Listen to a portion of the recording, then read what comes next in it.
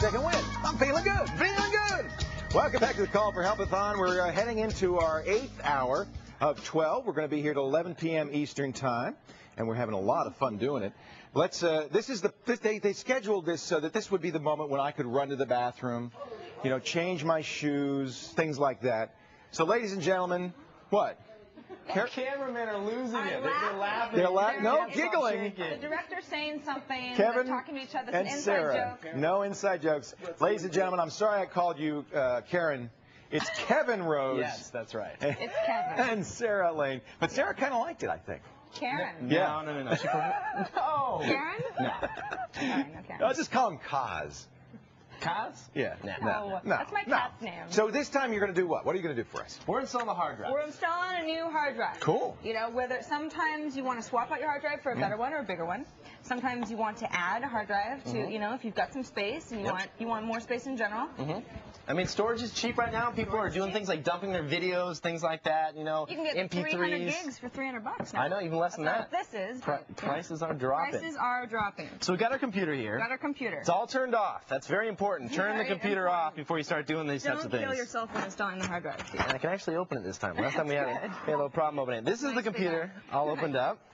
And what we're going to look for here is we're going to look at something called your IDE cables. Now, most computers have two IDE chains. These are these two fat ribbon cables that are coming off here. As you'll notice, the best way and the easiest way to identify them is to follow them to their source where they're coming from. So here's the source to the destination here, which is the two CD-ROM drives. Right. Because we know that CD-ROM drives also run on IDE. Exactly. And also, if you follow the other one here, you'll see this is going to a hard drive. Exactly. And the way you can tell it's a hard drive is because it looks just like the one you just purchased and you pulled out of your box. They're different than the ROM drives. You can tell once you open up the Yeah, box. you can definitely tell the difference. So you have a choice here. Now, you can either swap out the drive that you have, put in your fresh, clean drive, or you can add storage. So if you just wanted to add, another 300 gigabytes like your D or your E drive, so you can just store all your videos and things like that, you could do that as well. Which is what we're doing here because we've got the room. We don't really, because if you wanted to take out a whole drive and put in a new one, you would have to use a program like Ghost. Yes. Something to take all the data from the first drive to the second drive. There's a lot of people out there that say, I just want to move all my data to the new drive. Can't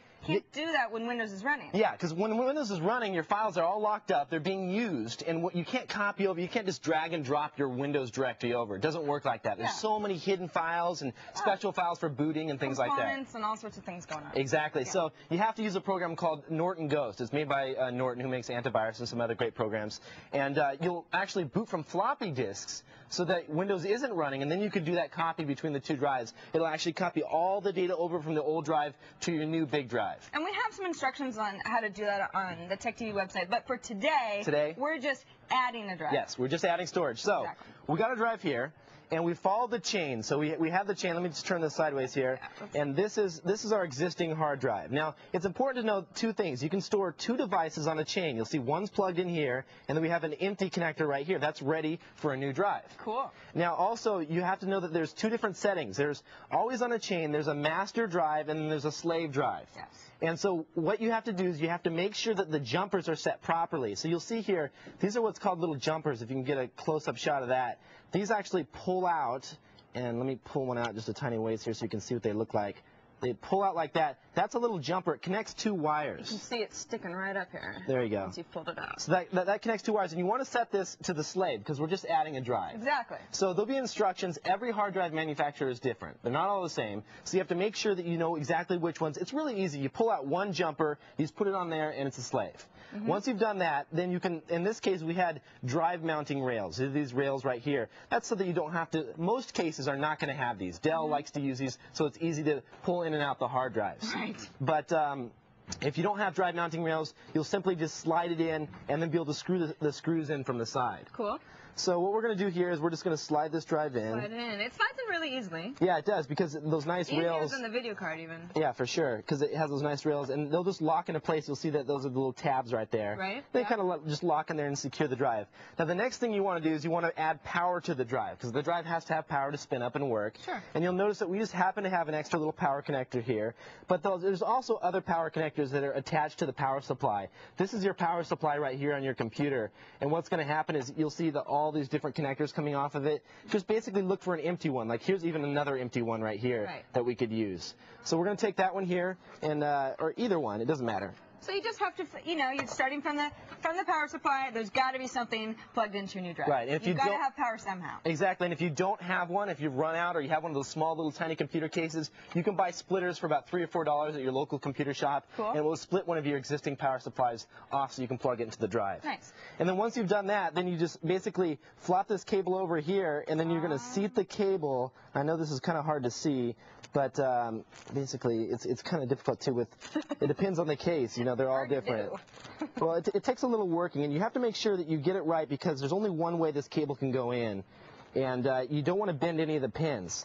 Now, you can kind of carefully feel it out. Right. And now I know you can't really see what I just did there, but I pushed the connector until I felt it kind of snap down to the bottom there. You'll feel it kind of hit the base of the plastic little connector right here, and that means that you've actually secured the drive in there. So now that you have your power and your cable plugged in, you're good to go. So that's set up as the slave on the hard drive's chain. Now, what if, this is the question that a lot of people probably have, they want an extra drive, what are the advantages to putting internal and versus external?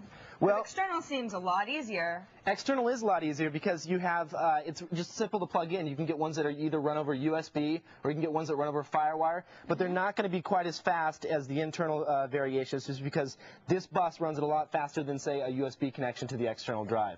But a USB connection, the external drive would be actually really nice because it's so easy to store your media on and things like that, you know, and you can take it when you go places. If you have a laptop or you have a friend's computer that you want to take it to, it's easy to portable, you know, you can take it around anywhere you want to go. Yeah, it's good to just sort of have all that stuff in one place. Yeah, so awesome. That's all installed. You're good to go, and then at this point you can just close your computer case.